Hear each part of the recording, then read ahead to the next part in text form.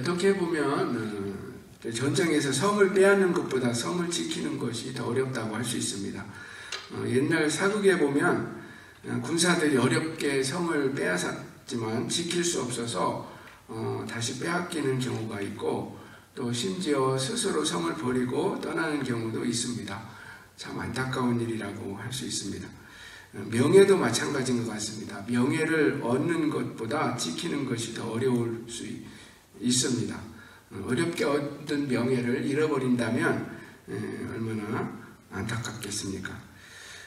모세는 이제 이스라엘 땅을 향해서 나아가는 이스라엘 백성들에게 이제 그 땅에 들어가서 어떻게 해야 되는지 교훈의 말씀을 주고 있습니다.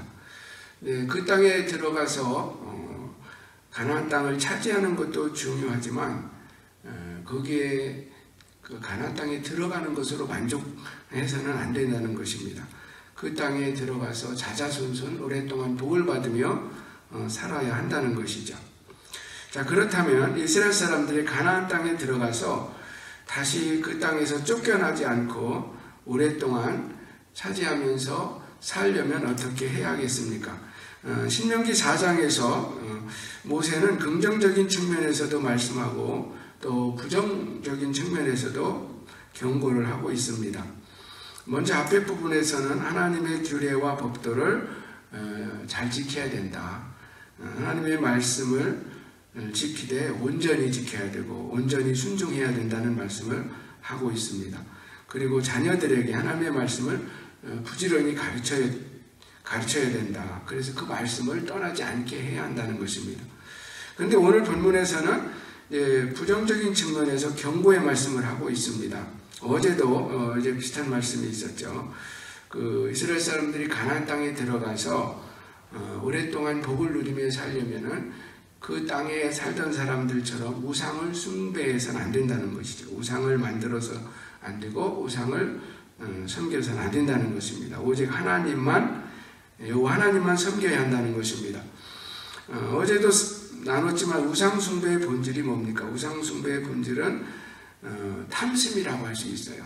사도 바울도 탐심이 우상숭배라고 했는데 특별히 현대인들에게 있어서는 물질이나 명예나 권력이나 쾌락이나 이런 눈에 보이지 않는 것들에 대한 탐심이 우상숭배일 가능성이 큽니다. 이스라엘 사람들이 이제 가나안 땅에 들어가서 그들이 형통하고 또 성공을 하려면 어떤 경제나 외교나 군사적인 측면에서 그들이 신경 쓰기보다는 하나님과의 관계에 달려있다라는 것이죠. 하나님과의 관계가 가장 중요하다는 것입니다. 우상을 만들어서는 안 되고 하나님만 섬겨야 된다. 우리 크리스찬의 삶도 마찬가지인 것 같습니다. 우리가 세상에서 이런 일도 하고 저런 일도 하지만 정말 중요한 일은 하나님과의 관계라는 것입니다. 오늘 본문 25절, 26절 한번 보시죠. 경고의 말씀을 하고 있습니다. 한번 다시 읽어봅니다. 25절, 26절 시작. 네가 그 땅에서 아들을 낳고 손자를 얻으며 오래 살 때에 만일 스스로 부패하여 무슨 형상의 우상이든지 조각하여 네 하나님 여호와 앞에 악을 행함으로 그의 노를 일으키면 내가 오늘 천지를 불러 증거를 삼느니 너희가 요단을 건너가서 얻는 땅에서 속히 망할 것이라. 너희가 거기서 너희의 날이 길지 못하고 전멸될 것이니라. 여기 보면 우상을 만들어 숨기고 그래서 하나님의 진노를 일으키면 요단을 건너가서 얻는 땅에서 속히 망한다 그랬어요. 뭐 시간이 오래 갈지도 않는다는 것입니다. 그리고 거기서 오래 살지 못하고 전멸을 당할 것이다. 얼마나 이 말이 확실하냐면은 모세가 오늘 천지를 불러서 증거를 삼는다 그렇게 말했습니다. 천지를 불러서. 그러니까 반드시 그렇게 될 것에 대한 경고의 말씀이라고 할 수 있습니다. 또 27절, 28절에서도 계속 경고를 합니다. 제가 읽어보겠습니다. 여호와께서 너희를 여러 민족 중에 흩으실 것이요 여호와께서 너희를 쫓아보내실 그 여러 민족 중에 너희의 남은 수가 많지 못할 것이며 그 아름다운 땅에서 젖과 꿀이 흐르는 그 가나안 땅에서 쫓겨나게 될 것이라는 말씀입니다. 그리고 28절에서도 말합니다. 너희는 거기서 사람의 손으로 만든 바 보지도 못하며 듣지도 못하며 먹지도 못하며 냄새도 맡지 못하는 목석의 신들을 섬기리라. 그 쫓겨난 그곳에서 참신이 아닌 우상을 숭배하며 그렇게 살게 될 것을 말씀하고 있는 것입니다. 여기까지 보면 이스라엘 사람들에겐 소망이 없습니다. 한번 하나님을 떠나서 우상을 섬기게 되면 완전히 망하게 되는 것이죠. 그러나 우리 하나님은 자비로우신 하나님이십니다. 죄에 대해 엄격하시고 공의로우신 하나님이시지만은 그렇다고 한 번으로 완전히 망하게 하시진 않고 다시 기회를 주신다는 것이죠. 단 회개가 있어야 합니다. 자, 오늘 본문에 보면 뒷부분은 이제 그 회개를 통해서 다시 회복의 길에 대해서 우리에게 말씀해주고 있습니다. 29절 말씀은 이제 그러나로 시작되죠. 우상 숭배한다든지 해서 하나님의 심판을 받게 돼서 이스라엘 땅에서 쫓겨나는 일이 있겠지만은 그러나 이제 회개하면은 다시 돌이킬 수는 있다. 29절 같이 읽어보죠. 시작.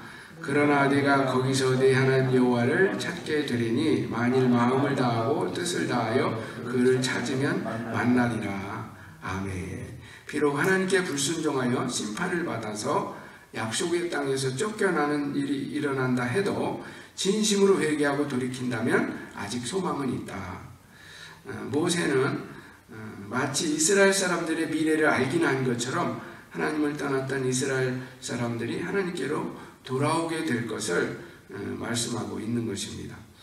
30절도 보시기 바랍니다. 이 모든 일이 내게 임하여 환난을 당하다가 끝날에 내가 네 하나님 여호와께로 돌아와서 그의 말씀을 청종하리라. 아멘. 모세는 이스라엘 백성들이 가나안 땅에 들어가서 아들을 낳고 또 손자를 보면서 오래오래 복을 받으며 살기를 원했습니다. 하나님의 마음이겠죠.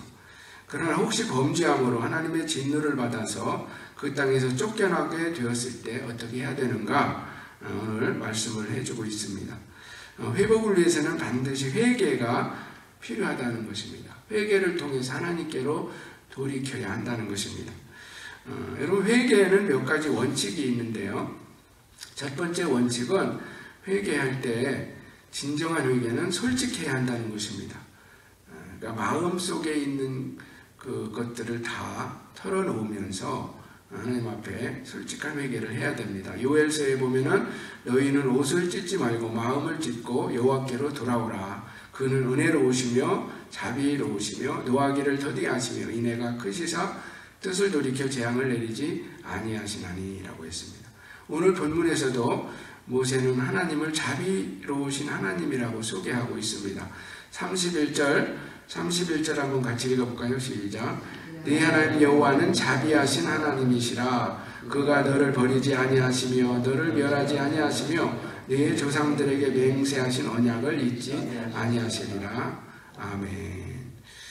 회개에 진정성이 있기만 하면 하나님은 자비하신 하나님은 용서해 주신다 하는 것입니다. 여러분, 진정성이 얼마나 중요합니까? 우리 교회 어떤 장로님께 들은 이야기인데요. 그 커뮤니케이션에 있어서도 진정성이 제일 중요하다는 것입니다. 말을 잘하고 못하고는 그 다음 문제라는 거죠.